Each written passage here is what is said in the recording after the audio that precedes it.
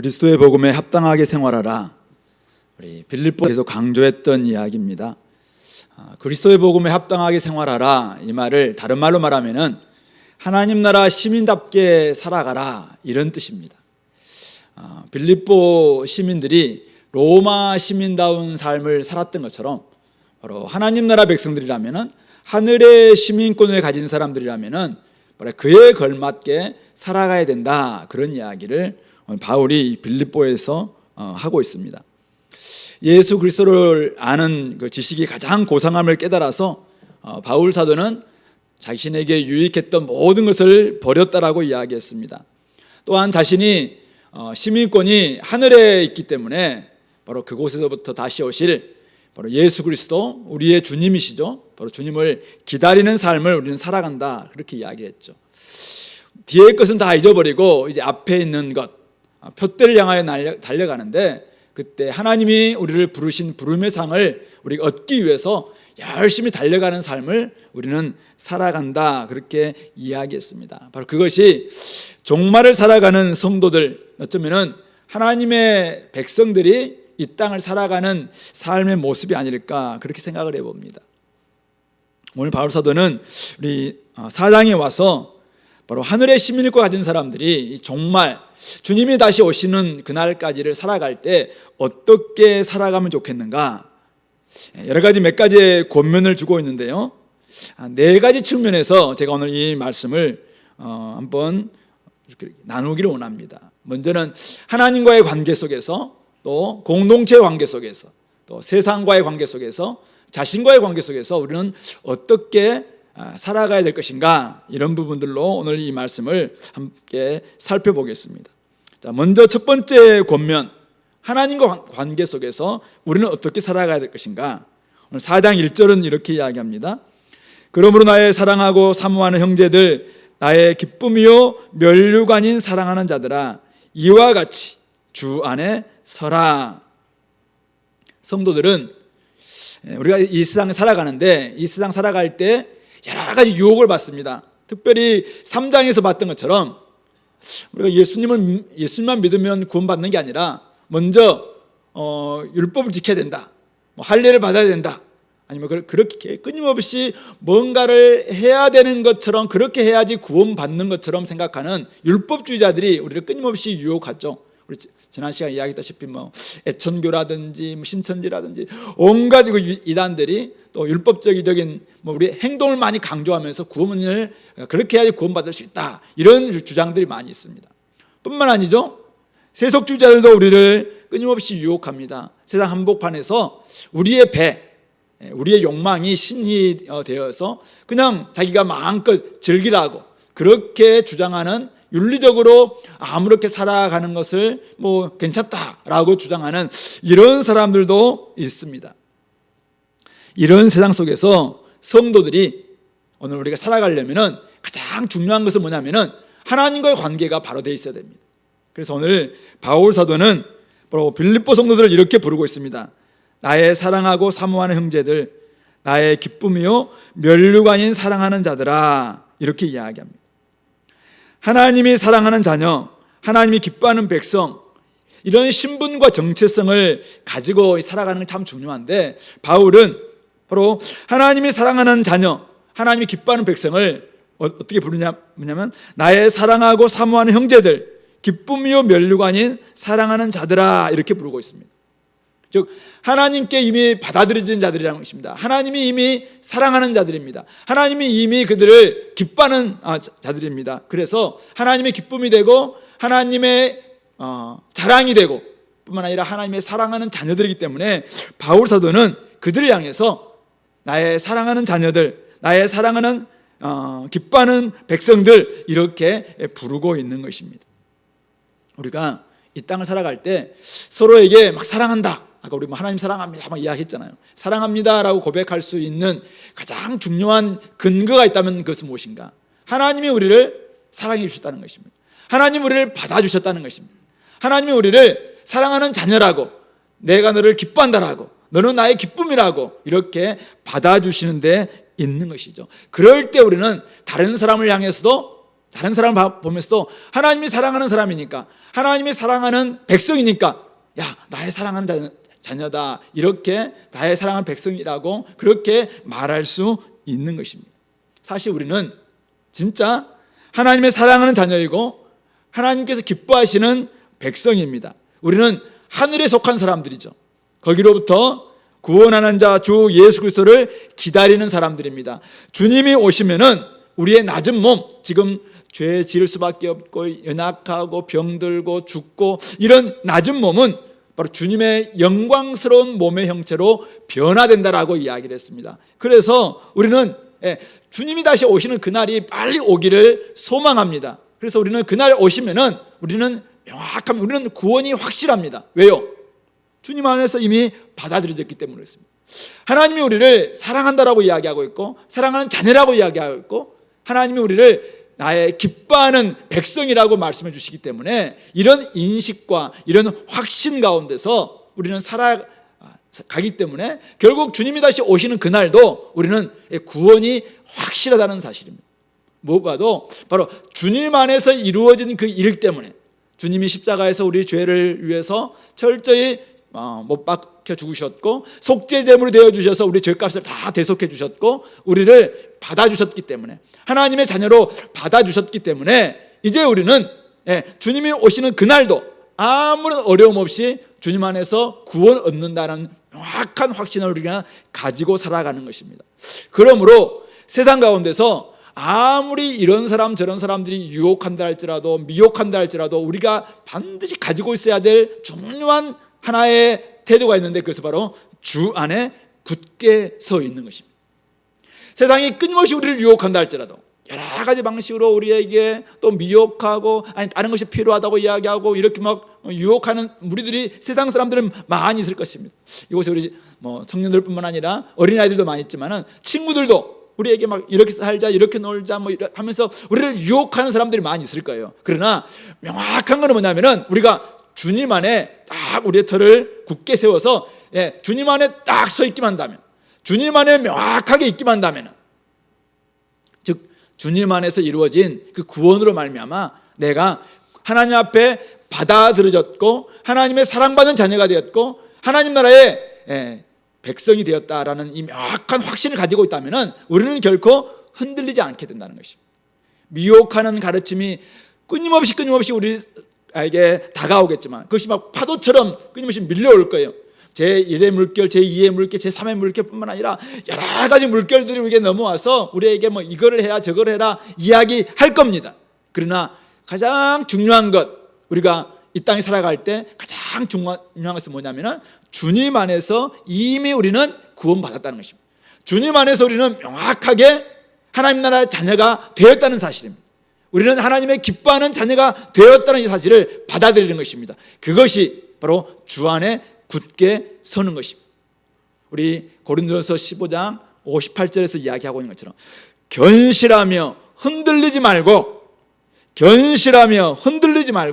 항상 주의 일에 더욱 힘쓰는 자들이 되라. 우리의 몸은 지금은 연약한 몸입니다. 지금은 약합니다.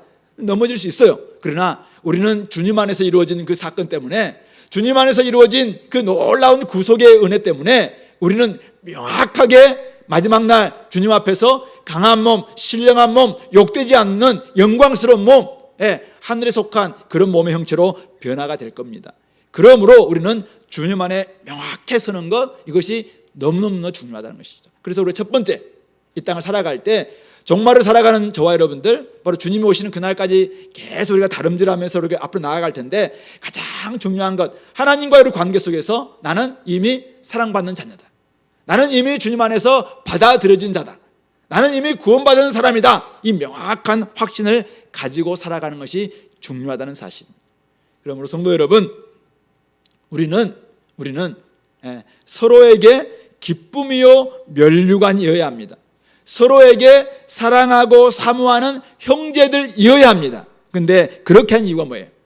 그렇게 서로를 향해서 형제 자매라고 부르고 서로를 향해서 야 내가 너를 정말 기뻐한다, 야 너는 정말 나의 기쁨이다, 자랑의 멸류관이다 라고 고백할 수 있는 이유는 무엇인가요?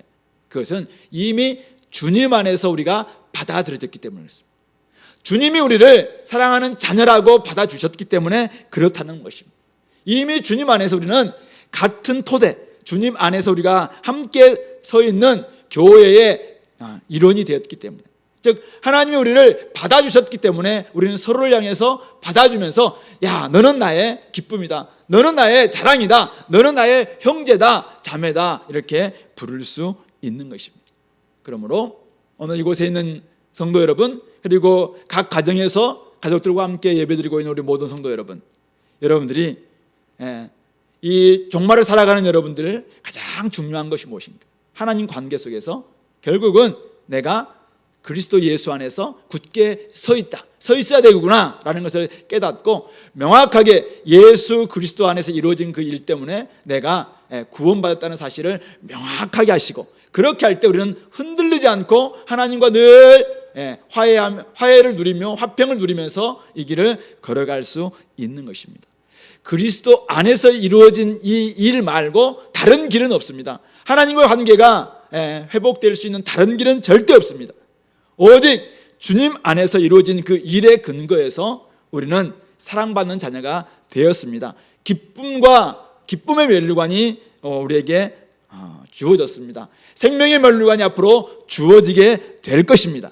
그러므로 어떤 사람들이나 주장이나 또 누군가의 이야기에 현혹되지 마시고, 그 어떤 유혹에 흔들리지 마시고, 가장 중요한 것, 주 안에 내가 굳게 서는 것이 중요하고, 우리 바울 사도가 3장에서 이야기했던 것처럼 어디까지 이르렀든지, 지금 이거는 긴 마라톤이라고 이야기했어요. 여러분들이 지금 10km 지점을 걷고 있든지 아니면은 한 40km 지점까지 왔든지 뭐 어디에 이르렀든지 내가 주님 안에 명확하게 서 있다면, 주님 안에 그 트랙을 이용해서 그 코스를 이용해서 내가 쭉 가고 있다면 그대로 행하면 된다는 사실을 깨닫기 바랍니다. 그래서 내가 주님 안에 늘 서 있는가, 이것이 여러분들이 확인되기만 한다면 끝날이 온다 할지라도, 주님의 오시는 그날 그리스도께서 내일 오신다 할지라도 여러분들은 아무런 문제가 없습니다. 그러나 중요한 것은 이거죠. 내가 예수님이 이루신 그 일을 통해서 내가 받아들여졌는가, 내가 주 안에 서 있는가,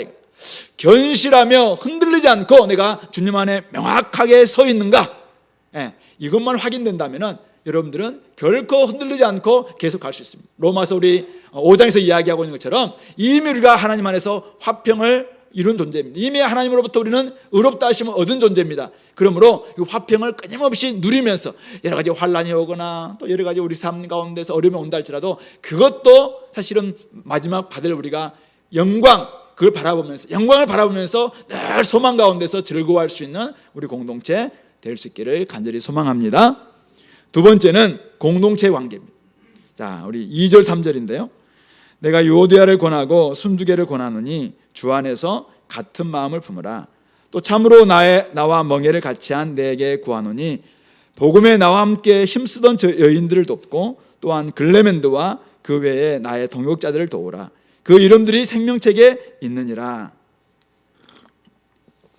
여기에는 빌립보 교회 성도들의 이름들이 몇 사람들 이름 나오죠. 유오디아, 순두개, 다 여성들의 이름입니다. 그리고 글레멘드라는 이름도 나옵니다. 이분은 아마 남성 같아요. 글레멘드라는 이름도 나오고, 그런데 이름이 나와 있지 않는 동역자들도 있어요. 참으로 나와 멍에를 같이한 너한테 지금 구한다, 요구한다, 요청한다 이야기하고 있죠. 참으로 바울과 멍에를 같이 했던 이 편지를 지금 받은 어떤 대상자가 있어요. 그 사람에게 지금 구하는 거예요. 그리고 글레멘드와 그 외에 나의 동역자들을 도우라. 글레멘드뿐만 아니라 또 바울의 여러 동역자들이 있다는 것을 이야기하고 있죠. 그런 사람들을 지금 도우라라고 이야기를 하고 있습니다.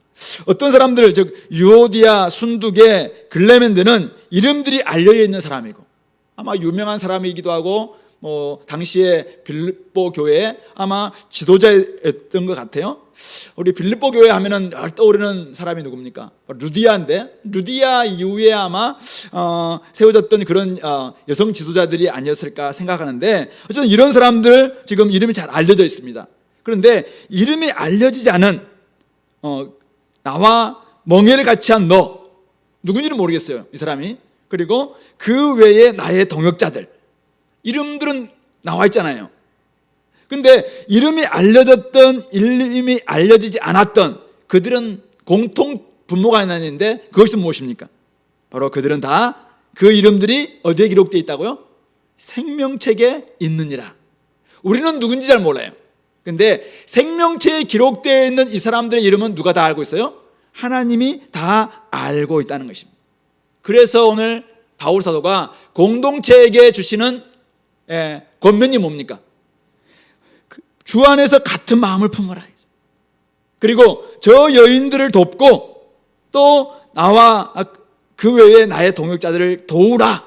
연합하도록 도와라. 저들이 좀 주님의 일을 열심히 할 수 있도록 도와줘라.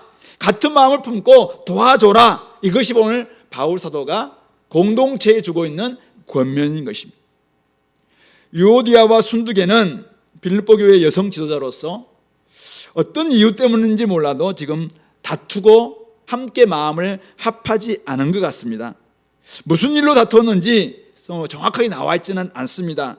그런데 이들이 지금 오랫동안 바울이 이 소식을 에바브로디도를 통해서 아마 알게 된 것 같아요. 그래서 이 편지를 쓰고 있는 이 시점까지도 이 두 사람이 지금 합하지 않고 있다는 것을 아마 알고 있기 때문에 이렇게 편지를 적고 있는 것이겠죠. 그러니까 한동안 이들은 다투고 지금 여러 가지 문제로 인해서 말을 하지 않고 있든지 아니면 여러 가지 같은 마음을 품지 않고 공동체 안에서 지금 생활하고 있다는 것입니다. 그러니까 바울은 지금 이것을 이렇게 해서는 안 되겠다라고 해서 저들은 어떤 사람인가? 복음에 나와 함께 힘쓰던 여인들이다 이거죠. 복음에 함께 힘쓰던 저들인데 어떻게 지금 이렇게 다투고 말도 하지 않고 이렇게 있느냐? 그래서 그들에게 먼저 이야기합니다. 그들 두 사람에게 주 안에서 같은 마음을 품어라 라고 명확하게 호소하죠. 뿐만 아니라 지금 참으로 나와 멍에를 같이 한 너에게 지금 내가 요청하고 있는데 이 편지를 받는 어떤 사람이 있어요. 이 사람에게 요청하는데 제발 가서 저 여인들 좀 마음을 합할 수 있도록 도와줘라. 그리고 뿐만 아니라 글레멘드와 그 외에 나의 동역자들도 좀 도와서 한 마음으로 이 공동체에 좀 나아갈 수 있도록 도와줘라. 왜냐하면 그들은 다 하나님의 생명책에 있는 이름들이 아니냐 그렇게 이야기를 하고 있는 것입니다.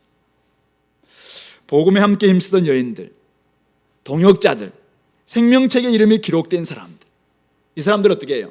나중에 영원토록 하나님 나라에서 함께 지내야 될 영적인 가족이란 말입니다. 그런데 이들이 멍에를 함께 매는데, 우리 멍에를 함께 맨다는 것은 소 두 마리를 이렇게 딱 한 결의로 해서 이렇게 밭을 가는 것처럼 멍에를 같이 매는 거잖아요. 우리나라는 한 마리 소를 하지만 유대나 이 지역에서는 두 마리 소를 가지고 멍에를 같이 해서 이렇게 나아가는데 이 소가 같은 방향 가지 않고 한 마리는 이리 가려고 한 마리 이리 가려고 하면 멍에를 같이 매고 어떻게 나갈 수 있겠냐 이거죠. 그래서 동역자들이란 말은 뭐냐면 멍에를 함께 매는 사람들이에요. 그렇다면 같은 마음을 품어야 되겠죠. 누구보다도 가까워야 될 사람들입니다. 그 무엇보다도 그 사람들은 다 하나님의 생명책에 기록되어 있기 때문에 같은 마음을 품고 연합하는 것이야말로 그리스도인의 표지다라는 것을 말하고 있는 것입니다. 그래서 오늘 바울 사도는 그들에게 바로 주 안에서 같은 마음을 품어라. 그 마음은 무엇입니까? 우리 2장에서 다 봤습니다. 바로 그리스도 예수의 마음이니 바로 겸손과 섬김과 복종의 마음이죠. 만약 이 같은 마음을 품지 않고 나아간다면은 공동체가 다툼과 분열로 말미암아 여러 가지 문제가 많이 야기될 수밖에 없겠죠. 이것이 오늘날의 문제가 아니라 초기 바로 교회였던 이 빌립보 교회 그리고 우리 고린도 교회 같은 경우도 다양한 이유 때문에 다투고 분열하고 이런 모습들이 있었던 것을 우리가 알 수 있습니다. 그러나 바울 사도가 편지를 쓰면서 끊임없이 이 부분들을 강조하고 있는 이유는 무엇인가요? 연합은 그리스도 안에서 이 연합되는 모습들, 그리스도 안에서 같은 마음을 품고 하나 되는 이것은 해도 되고 하지 않아도 되는 그런 어떤 선택사항이 아니라 이것은 연합은 하나됨은 바로 그리스도인의 표지라는 것이 표지. 반드시 있어야 될 모습이라는 것입니다. 그리스도인이 누굽니까?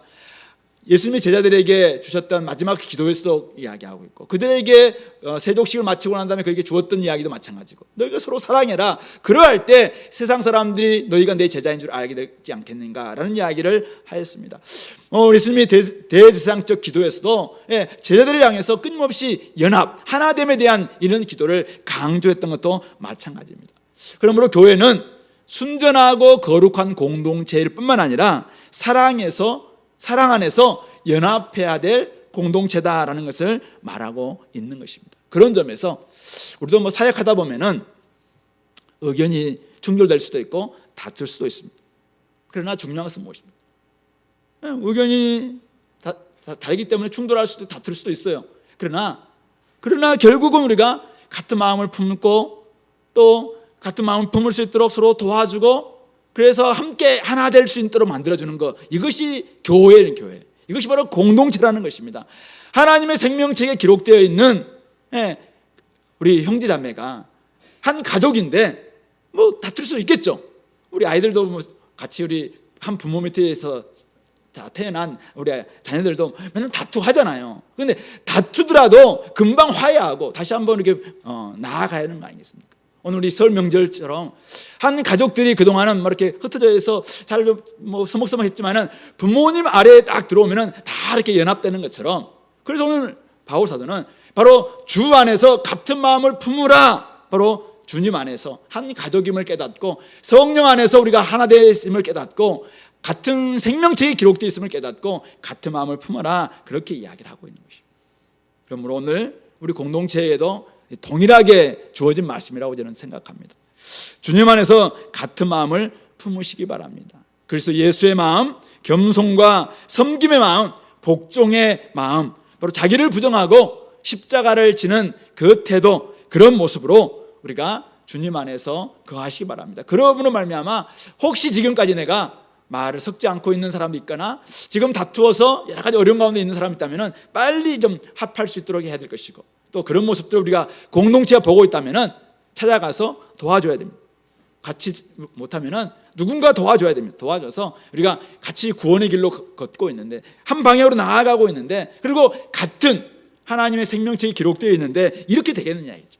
그래서 주 안에서 같은 마음을 품을 수 있도록 잘 도와줄 수 있는, 우리 이 장에서 이야기 충분히 이렇게 나눴습니다. 그러나 중요한 것은 이것입니다. 여전히 이 땅에서도 교회가 여러 가지로 다툼과 의견衝돌이 있을 수 있겠지만 중요한 겁니다. 연합이 없으면 그리스도의 복음을 선포하는 것도 의미가 없고, 연합이 없다면 복음에 합당한 삶도 불가능하다는, 힘을 잃고 만다는 것입니다. 그런 점에서 우리가 연합, 이 하나됨, 서로 사랑하는 것, 서로 용납하는 것, 그리고 같은 마음을 품고 나아가는 것, 이것은 선택사항이 아니라 필수다. 그러므로 우리가 같은 하나님의 생명체에 기록되어 있는 지체임을 알고 한 가족임을 깨닫고 빨리 이것을 합할 수 있도록 하시고, 또 같이 서로 또 그런 모습이 될 수 있도록 도와줄 수 있는 우리 공동체 될 수 있기를 간절히 소망합니다. 세 번째는 이제 세상과의 관계입니다. 세상과의 관계라 하기보다도 환경과 상황과의 관계라고 이렇게 볼 수 있을 텐데요. 4절부터 7절 말씀인데요.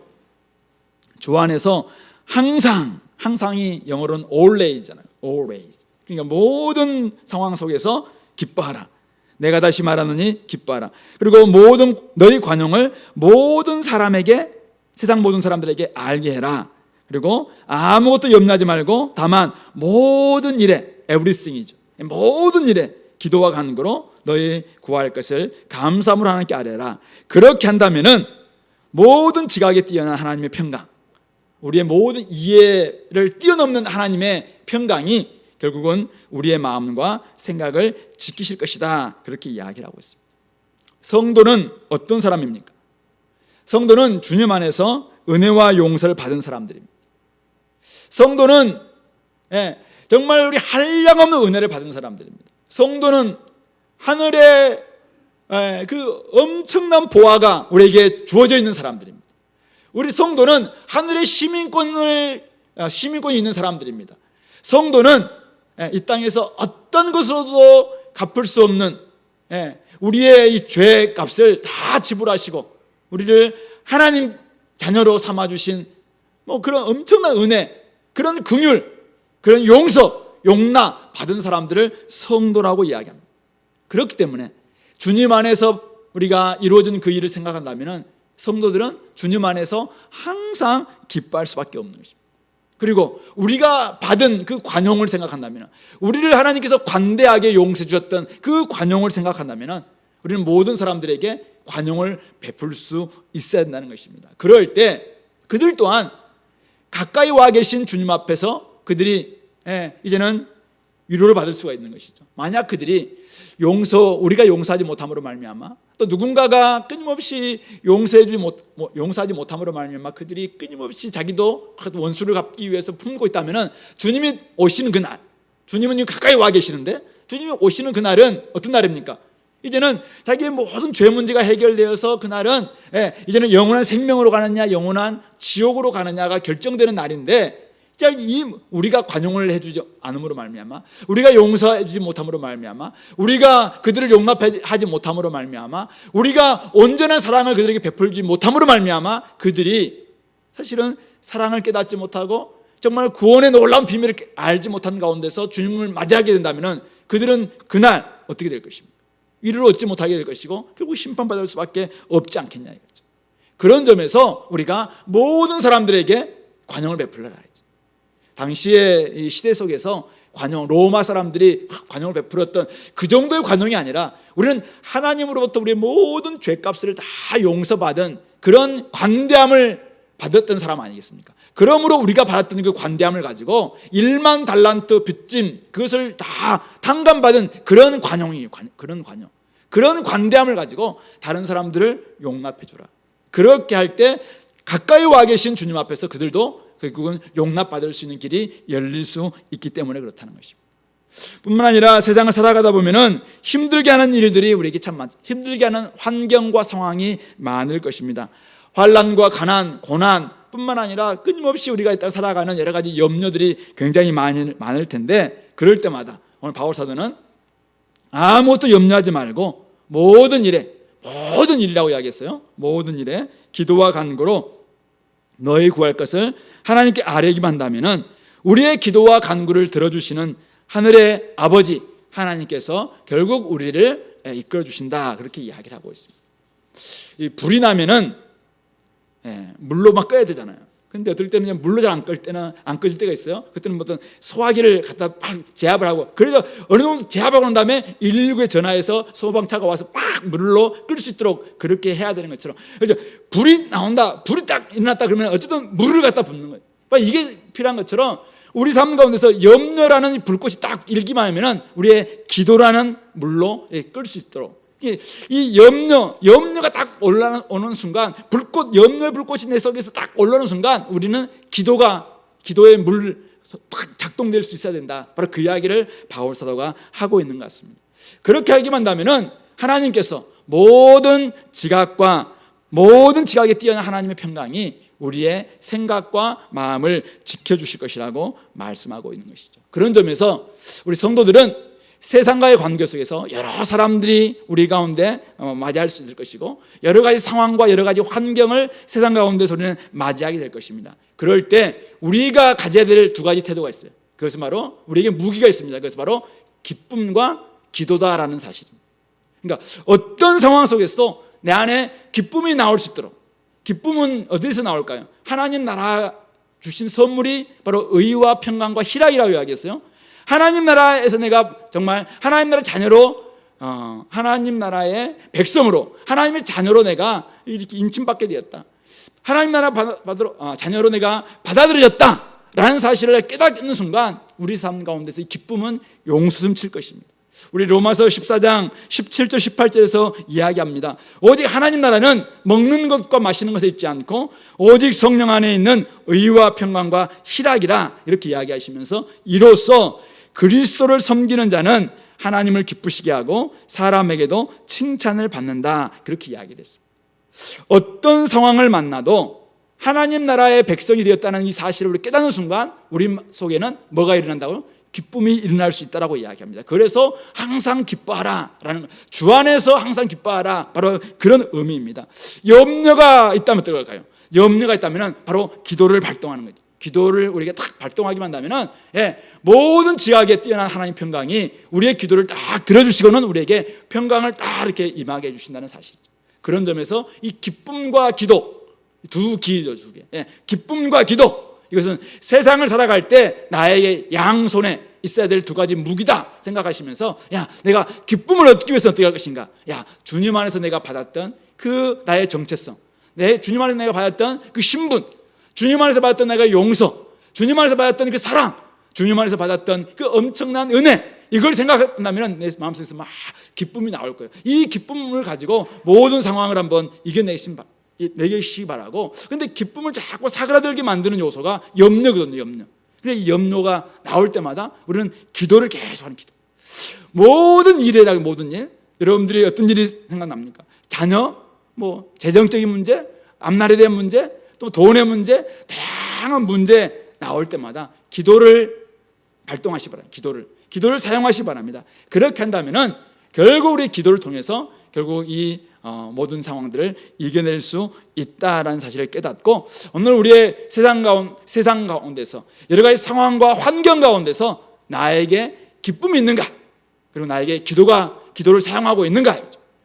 여러분들, 아무리 불이 나서 소방호수가 있다 할지라도 소방호수가 저기에 있던 물 근원에 연결되지 않으면 아무리 뿌려봐야 물이 나오지 않는 거 아니겠습니까? 마찬가지로 우리 기도라는 무기, 특권이 우리에게 주어졌는데 이것을 하나님과 연결시키는 이 기도가 작동되지 않으면 계속 우리 어떤 염려도 이겨낼 수가 없을 것입니다. 그런 점에서 나의 기도는 계속 지금 작동 중인가, 한번 점검해 봐야 됩니다. 여러분들 끊임없이 하나님과 함께 기도함으로 말미암아 하나님으로부터 내가 물 확 와서 이 염려라는 불을 내 끄고 있는가, 이런 일들이 계속 있게 된다면 어떤 일이 있어도 사실은 모든 일에 기도와 간구로, 그리고 감사함으로, 하나님이 나에게 주셨던 것에 대한 감사죠. 그것을 늘 생각해 보기만 한다면 결국은 모든 상황, 환경, 모든 일, 거기에 우리는 이 기도로 이겨낼 수 있다는 사실을 기억하시고,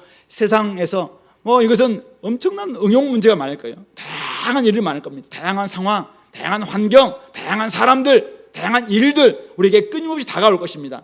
2022년 그렇게 수많은 상황과 환경과 일들이 있었습니다. 2023년 이제 오늘 1월 22일 앞으로 여러분 살아갈 날 11개월 동안 또 많은 환경과 상황과 일들과 사람들이 우리에게 다가와서 우리를 조롱하기도 하고 고난도 주기도 하고 할 겁니다. 이 땅을 살아가는 우리 정말로 살아가는 성도의 삶에 고난이 없지 않다라고 이야기했어요. 믿음의 실현이 있다고 이야기했습니다. 그럴 때마다 우리가 해야 될 일은 무엇입니까? 이 기도를 사용하는 것입니다. 기도를 작동하는 것입니다. 모든 일에 기도와 간구로 나아가기만 한다면 여러분들의 환경도, 여러분들의 상황도, 여러분들의 모든 일도, 여러분들의 모든 사람들과의 관계 속에서 결국 이겨낼 수 있다는 것이죠. 하나님의 평강이 우리의 마음과 생각을 딱 지키면 그것으로 끝입니다. 그래서 결국 어떤 상황 속에서도 흔들리지 않을 수 있는 그러한 평안, 어떤 주변의 흔들림에도 흔들리지 않는, 무슨 침대죠? 그것 온전한 이 평안, 이것을 우리가 기도를 통해서 이겨낼 수 있게 되기를 간절히 소망합니다. 마지막 네 번째 권면은 자신과의 관계입니다. 오늘 8절 9절인데요. 끝으로 형제들아, 무엇에든지 참되며 무엇에든지 경건하며 무엇에든지 오르며 무엇에든지 정결하며 무엇에든지 사랑받을 만하며 무엇에든지 칭찬받을 만하며 무슨 덕이 있든지 무슨 기름이 있든지 이것들을 생각하라. 그리고 너희는 내게 배우고 받고 듣고 본 바를 행하라. 그리하면 평강의 하나님이 너희와 함께 계시리라. 그렇게 이야기하고 있습니다. 마음의 생각이 생활을 좌우한다. 우리의 이 사고가 생활 방식, 우리의 삶을 결정한다. 그렇게 많은 사람들이 이야기를 합니다. 신앙은 삶에 그대로 나타날 수밖에 없습니다. 결국 우리의 신앙생활은 생활신앙으로 드러나야 된다라고 요즘 많은 사람들이 이야기하고 있지 않습니까? 그래서 오늘 바울 사도는 우리에게 우리 자신과의 관계 속에서 8가지의 생각을 하라 이렇게 이야기하고 있습니다. 무엇이든 좀 참된 생각을 해라.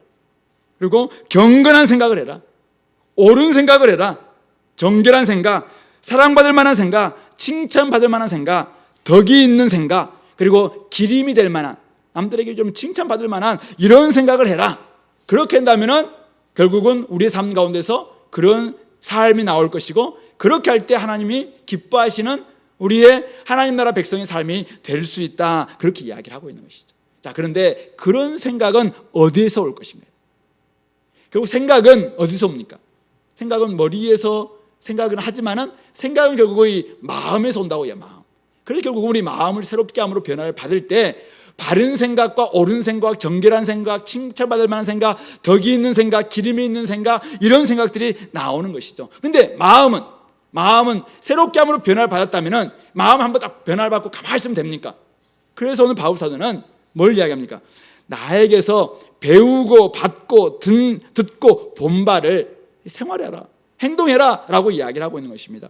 바울이 끊임없이 그들에게 주었던 배우고 받고 듣고 본 바, 그것이 결국은 우리 마음에 끊임없이 공급될 때만이 우리 생각 속에서 올바른, 정결하고 참되고 칭찬받을 만하고 기림이 될 만하고 덕이 있고 사람들 보기에도 야, 저 사람은 정말 경건하다, 이런 생각이 나올 것이고, 그런 생각이 결국 우리의 삶 가운데서 그대로 생활 방식으로 나타날 수밖에 없다라는 것입니다. 그러므로 결국 뭐예요? 가장 중요한 것은 우리의 마음에 뭐가 공급되느냐이죠. 하나님 말씀이 공급되는 거예요. 하나님 말씀이 공급돼야지 배우고 듣고 받고 본 바, 결국 이 하나님 말씀이 끊임없이 공급돼야지 결국 그것이 우리의 생각을 경건하고 하나님 기뻐하시는 생각으로 만들 것이고, 그런 생각으로 인해서 우리의 삶은 경건하고 칭찬받을 만하고 그리고 덕이 있고 기림이 될 만한 이런 생활이 나올 수 있다는 말씀입니다. 그러므로 성도 여러분, 여러분들이 우리 끊임없이 우리는 남편과 아내를 생각하기도 하고 자녀들만 생각하잖아요. 먼저 근데 자녀들, 남편, 아내 생각하기 전에 나 자신을 먼저 한번 생각해 보십시오. 내 자신, 내가 요즘 이런 생각을 하고 있느냐, 이제 내가 좀 바른 생각하느냐, 내가 좀 옳은 생각하는가, 내가 좀 진실한 생각을 하는가, 내가 좀 칭찬받을 만한 생각을 하는가, 내가 경건한 생각을 하는가, 내가 누군가로부터 막 박수 받을 만한 생각을 하는가. 좋은 생각이 좋은 생각. 이 좋은 생각은 결국 좋은 삶으로 나올 수밖에 없을 거거든요. 이 신앙이라는 것이 그거잖아요. 신앙은 결국 생각과 삶으로 함께 이게 버무려져 있는 게 신앙일 텐데, 결국은 이 생각이 어디서 올 것인가? 말씀에서 나올 수밖에 없습니다. 말씀이 끊임없이 여러분들 생각을 좌우할 수 있도록 공급될 때만이 결국 그 생각은 여러분들의 삶으로 드러나고 열매를 맺게 될 것이란 말씀입니다. 그러므로 남편이 이랬으면 좋겠다, 아내가 이랬으면 좋겠다, 우리 자녀가 이랬으면 좋겠다, 그 이전에 내가 이랬으면 좋겠다, 그 마음이 여러분 든다면은 오늘부터, 오늘 바울이 오늘 권면하고 있는 좀 참되고 경건하고 옳고 정결하고 사랑받을 만하고 칭찬받을 만하고 덕이 있고 기림이 있는, 세상 사람들이 별로 좋아하지 않을 수 있어요. 근데 주님은 굉장히 좋아할 수 있는 이런 생각들이에요. 이런 생각을 내가 할 수 있도록 하시고, 그렇게 하기 위해서 오늘 바울이 이야기하고 있는 것처럼 바울이 빌립보 교인들에게 뭐라고 합니까? 나한테서 배우고 받고 듣고 본 바를 네가 한번 행하라, 이렇게 이야기하고 있지 않습니까? 바울 사도가 뭘 줬겠습니까? 복음의 말씀 줬죠. 진리의 말씀을 줬습니다. 진리대로 살아가는 그런 삶의 모습을 보여줬습니다. 바로 결국은 하나님의 말씀 속에서, 주님의 말씀 속에서 결국은 그들의 생각이 나타나게 될 것이고, 그것이 그대로 삶으로 드러나게 될 것이라는 말씀이죠. 그렇게만 된다면은 결국 우리의 삶 속에서 아름다운 성도의 모습들이 드러나게 될 것이고, 그런 사람들의말로 야, 하나님 나라의 자녀구나, 하나님 나라의 시민들이구나, 저 사람들은 정말 이 땅에 살아가지만은 하늘에 시민권이 있는 사람들이구나, 그래서 야, 뭔가 좀 궁금하다, 이렇게 나오죠. 근데 생각하는 게 똑같아. 세상 사람들하고 늘 그냥 배 욕망에 살아가고 이 땅에 추구하는 것도 똑같이 추구하고 있고, 그렇게 한다면은 도대체 사람들이 뭘 궁금하겠냐, 뭘 궁금해. 가족들 함께 모였을 때 좀 정결하고 경건하고 참되고 옳고 이런 생각 속에서 나온 이런 삶이 좀 나와야지. 도대체 너는, 아니 세상 사람들 다 돈 좋아하고 세상 사람은 다 뭐 그냥 이렇게 욕망대로 살아가라고 하는데 너는 도대체 왜 그런 생각을 하냐, 이런 것들을 궁금해하지 않겠습니까? 똑같고 더 욕망스럽고 더 욕망에 가득 차 있고 더 정결하지 않고 더 세속적이고 더 칭찬받지 못할 그런 행동을 그리스도인이 한다면은 세상 사람들은 절대 이 복음에 대해서 관심이 없을 거라 생각해요. 그런 점에서 오늘 우리는 하나님 말씀이 결국 하나님 나라의 도를 행하게 만들 것이고, 다른 말씀은, 다른 가르침은 다른 나라의 도를 행하게 될 것입니다. 여러분들이 지금 살아가고 있는 도가, 살아가고 있는 길이 결국 여러분들이 배우고 있는 말씀의 무엇이냐를 결정하게 되는 것입니다. 그럼 여러분들이 지금 살아가고 있는 것이 정말 칭찬받지 못하고 경건하지 못하고 또 정결하지도 못하고 참되지도 못하고 옳지도 못하는 그런 막 행동을 하고 있다면은 사람들을 바라볼 때, 야, 그거는 절대 우리가 사람들한테 이렇게 좀 이렇게 뭐 내세우고 싶지 않은 그런 행동을 네가 하고 있다. 그렇게 하고 있다면은 그 사람은 결국은 하나님 말씀을 끊임없이 공부한다 할지라도 하나님 말씀을 배운 것이 아니라 결국은 칭찬받지 못할 그런 생각을 주입받고 있는 거잖아요. 그것은 다양한 방식으로 텔레비전이든지 뭐 인터넷이든지 친구들의 말이든지 공부하는 공부에서든지 끊임없이 배우는 것이 그것을 자기가 지금 좌우하였고 그것이 자기 생각을 나오고 그것이 결국 삶의 열매로 드러날 수밖에 없을 것입니다. 우리 자녀들을 앞으로 어떤 자녀들로 되기를 원하십니까? 좀 덕이 있는 사람들에게, 야, 저 사람은 좀 덕스럽다. 아, 저 사람은 좀 이렇게 좀 기림이 될 만하다. 야, 저런 우리 아이들, 야, 저런 인생이 참 많은 사람들에게 칭찬받을 만하다. 그런 아이들로 키우기를 원하십니까? 그렇다면은 그런 생각을 탁 줄 수 있도록 하나님 말씀이 공급돼야 되겠죠. 공부 많이 잘하고 다른 사람 전혀 돌볼 줄 모르고 다른 사람들 뭐 자기 욕심이 가득 차 있고 그러면서도 뭐 똑똑한 높은 인물도 되는 것, 그런 세상 사람들이 구하는 거예요. 그러나 우리 공동체 하나님 나라는 어떤 사람들입니까? 이미 우리는 하나님 나라에 이미 하늘에 보화가 다 있는 사람들입니다. 이미 우리의 시민권은 하늘에 있는 사람들입니다. 그리고 우리 주님께서 다시 오셔서 우리에게 잘했다 칭찬을 할 수 있는 거리는 뭐예요? 이 땅에서 하나님 나라의 도를 얼마나 잘 실천했느냐, 그거 가지고 주님이 오셨을 때 우리에게 칭찬하는 것 아니겠냐 이거죠. 그런 점에서 오늘 주님의 말씀으로 생각하고 주님의 말씀으로 행할 수 있도록 오늘 우리가 공급받고 그런 행동을 하는 우리 공동체가 될 수 있기를 간절히 소망합니다. 말씀을 맺겠습니다. 결국 성도는 주님 안에서